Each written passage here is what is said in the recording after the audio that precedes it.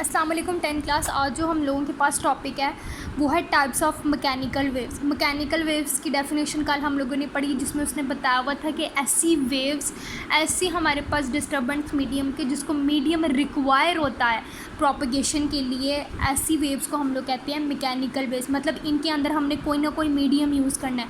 Medium कौन सा हो सकता है? या वो एयर हो सकती है, वाटर हो सकता है, कोई भी हम लोगों के पास मीडियम हो सकता है जिस पे हम लोगों ने अपने वेव्स को ट्रैवल करना होता है। Depending upon the direction of displacements of the mediums with respect to the direction of the propagation of the wave itself, mechanical wave में be classifies as the longitudinal और अ ट्रांसवर्स। तो इसकी depending upon the mechanical waves हम लोगों के पास कितने types हैं, या तो वो लॉन्गिट्यूडनल है या तो वो ट्रांसवर्स है।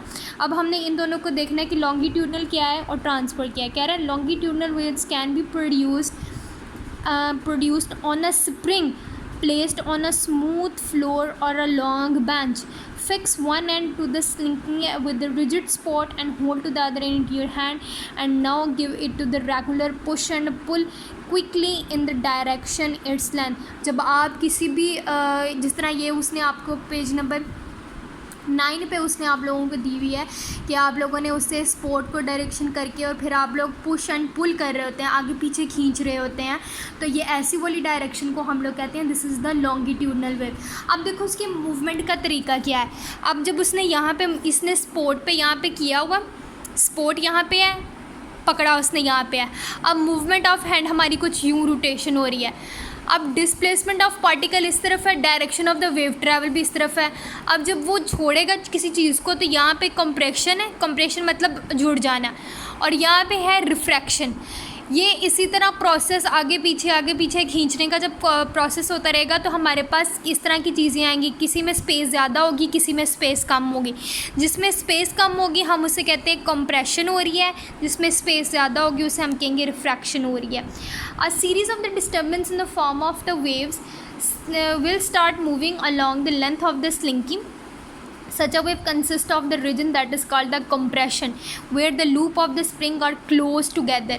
कह रहा है कि एक ऐसी साइड आएगी जहाँ पे हम लोगों की जो स्प्रिंग के जो लूप्स है वो क्लोज होंगे, तो ऐसी वाली चीज़ को हम लोग कहते हैं ये कंप्रेशन हो रही है।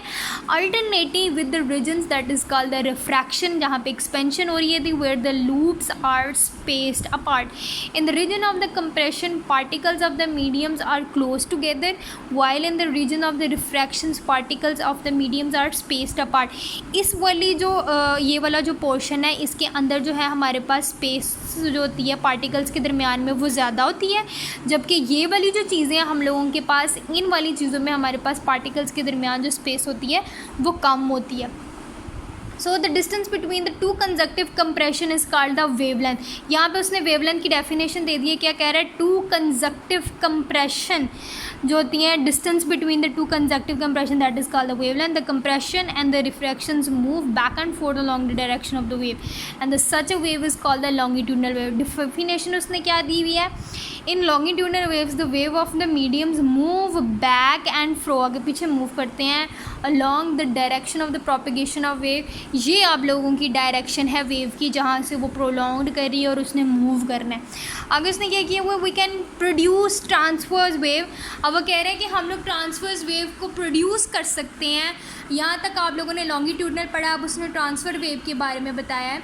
With the help of the slinky, stretch of the slinky along a smooth floor with one end fixed gaps the other end of the slinky and move it up and down. अब आपने ऊपर नीचे से move करना है, back and fro move नहीं करना, ऊपर नीचे मूव करना है।